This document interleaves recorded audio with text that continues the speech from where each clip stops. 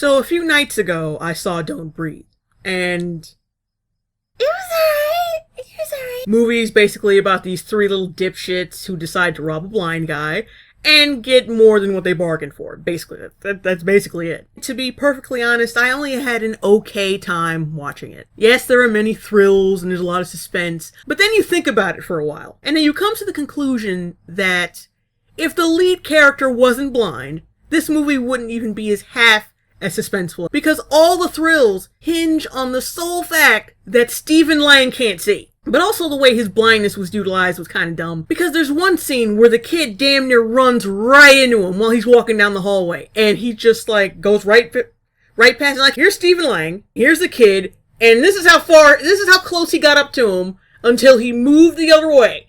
It's like, I know the guy's blind, but I thought all his other senses were supposed to be heightened because of his blindness. He didn't feel that kid go right past him? What kind of shit is that? And that was another problem with the movie, that they tried to make you feel bad for the robbers. And they threw these half-assed sob stories at you, thinking that would make you feel sorry for them when the killing starts. There's one scene where she's with her parents, and then they throw insults at her, and like, oh, they just look like the biggest scangy pieces of trailer trash you have ever seen. They're both smoking like, hey, bitch! You got the welfare check? You sucking dick for money, bitch? Bitch! Your lips look sore. That's how you're making your cash out there? And of course, she has a mentally challenged sister, or a kid that you think is mentally challenged. I don't know. All I know is that the sister reminded me of that kid from The Wizard. California! Because there's like this subplot, of course, where they're gonna get the money and they're gonna go to California, whatever. Speaking of which, the fucking twist. Jesus. I don't know who the fucking cinematographer is, but they kept putting the camera on the little jizz cup. They kept, like, stop showing me that! And then after he put it in the baster, they kept showing the baster! And, like, the little pre-cum that came out of the bag.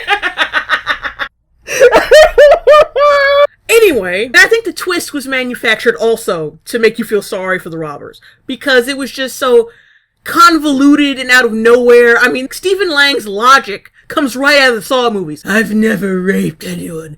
I'm no rapist. I'm no rapist. Like, no, motherfucker, you are a rapist. The last time I checked, inserting a foreign object into someone's fuckhole is rape. People!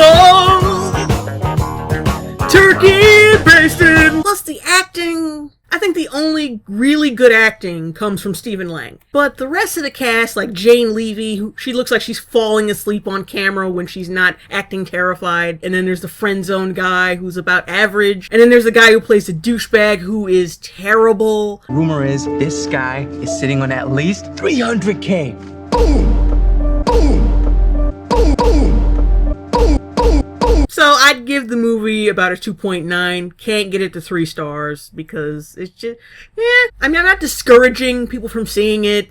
It's not a bad movie. It's just not as great as people say it is. 6 months ago, I saw a movie called Intruders, which is basically the same premise except the lead character is not blind. But it's the same principle. You have someone who appears to be weak and defenseless, and you have 3 assholes who try to take advantage of that and end up getting fucked up. But the thing about Intruders, it has a lot better characterization. They don't give the antagonist some sob story to absolve them of their guilt. It's a clear-cut us versus them home invasion movie. That's it.